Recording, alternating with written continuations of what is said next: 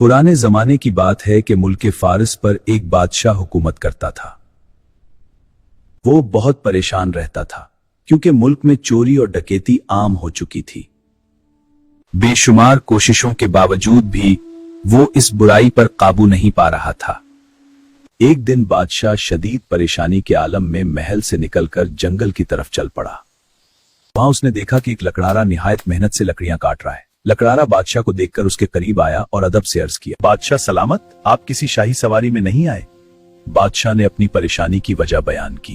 ये सुनकर लकड़हारा बोला कि अगर आप इजाजत दें तो मैं कुछ अर्ज करूं। बादशाह ने सर हिलाया तो वो कहने लगा। लकड़हारा बोला कि आप मुझे चंद दिन मुल्क पर हुक्मरानी की इजाजत दे दें, मुझे उम्मीद है कि मैं इस बुराई को खत्म कर दूंगा। बादशाह सलामत, इजाजत चाहता हूं।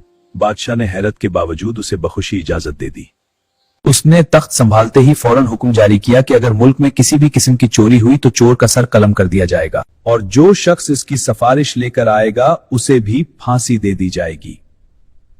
लोगों ने इस हुक्म को संजीदगी से ना लिया। अगले ही दिन एक घर से जेवरात चोरी हो गए। बादशाह ने फौरन हुक्म दिया कि चोर को पकड़ा जाए।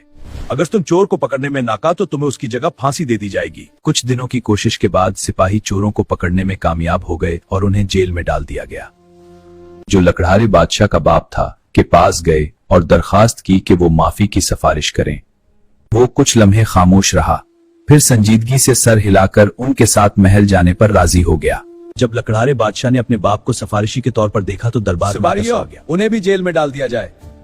फिर अपने जारी करदा उसूल के मुताबिक फैसला नाफिज किया गया। मुजरिमों को उनके जुर्म की सजा दे दी गई और जो सिफारिश लेकर आया था उसे भी कानून के मुताबिक अंजाम तक पहुंचाया गया। इस सख्त इक़दाम ने पूरे मुल्क को खौफजदा कर दिया।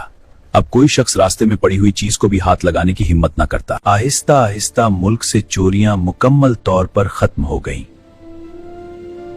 40 दिन बाद लकड़हारे बादशाह ने साबिक बादशाह को दरबार में बुलाया और सल्तनत का निजाम दोबारा उसके हवाले कर दिया। साबिक बादशाह उसकी हुक्मरानी, उसूल पसंदी और इंसाफ से इस कदर मुतासिर हो कि उसने लकड़हारे को अपना वजीर मुकर्रर कर दिया। प्यारे बच्चों, किसी भी सल्तनत या हुकूमत को सही तरीके से चलाने की जिम्मेदारी हुक्मरान पर होती है। अगर वो अपने उसूलों और कवानीन पर सख्ती से अमल करे तो हर बुराई को खत्म किया जा सकता है।